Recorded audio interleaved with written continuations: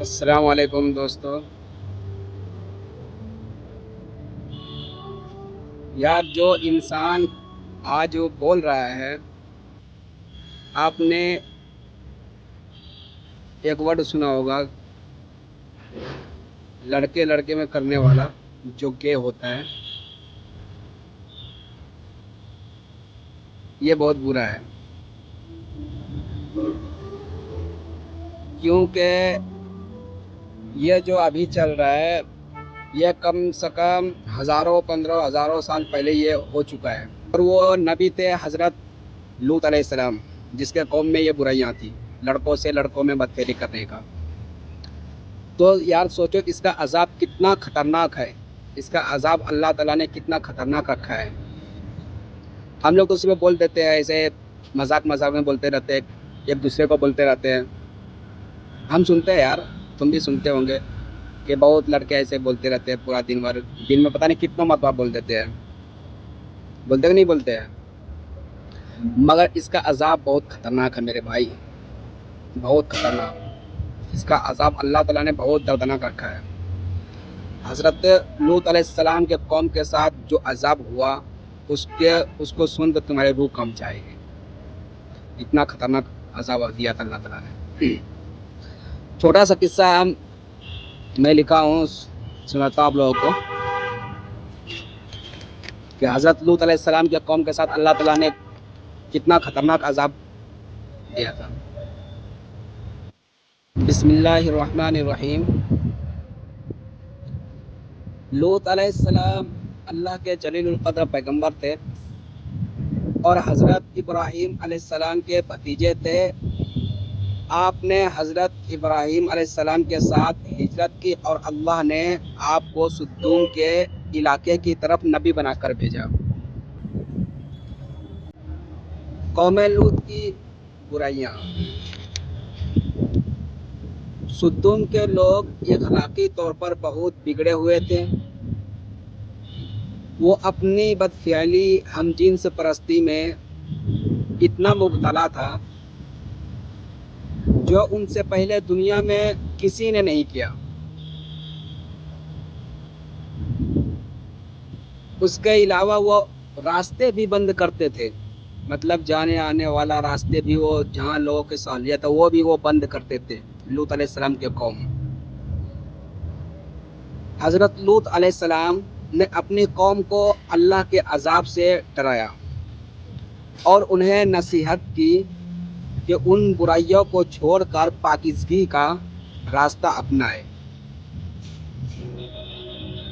پر قوم کا جواب کچھ الگ ہی تھا. قوم توبہ کرنے کے بجائے آپ کا مذاق اڑایا، کھوپڑی سے نکالنے کی دھمکی بھی دی.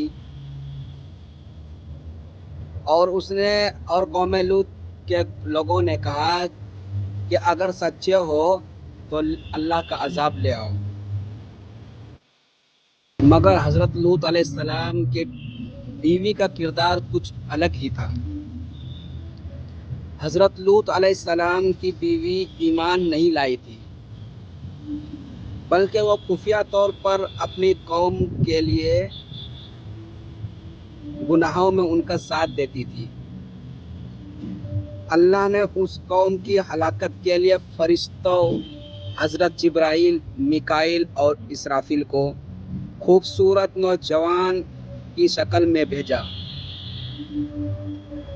جب وہ حضرت لوط علیہ السلام کے پاس پہنچے تو آپ پریشان ہو گئے، کیونکہ حضرت لوط علیہ السلام کو ڈر تھا کہ یہ لوگ ان کے ساتھ کچھ غلط نہ کریں.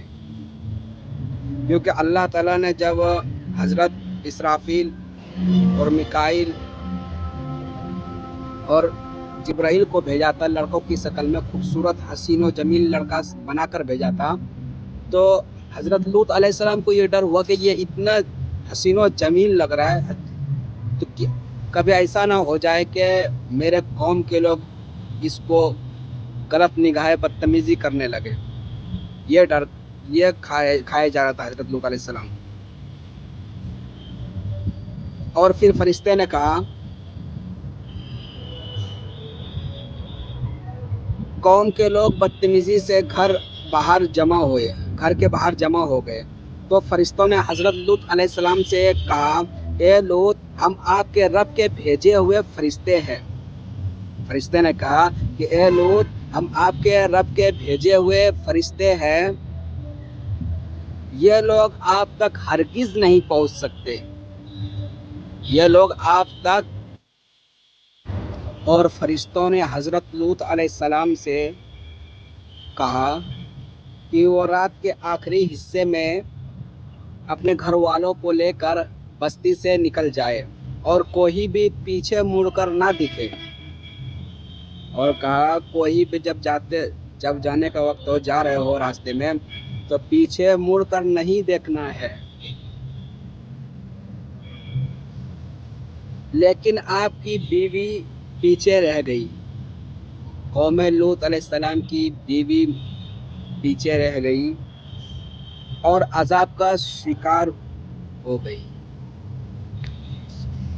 ایک خوفناک بہت خطرناک چنگھاڑ آواز اللہ تعالیٰ کا آیا اور اس پورا قوم کو لپیٹ لیا.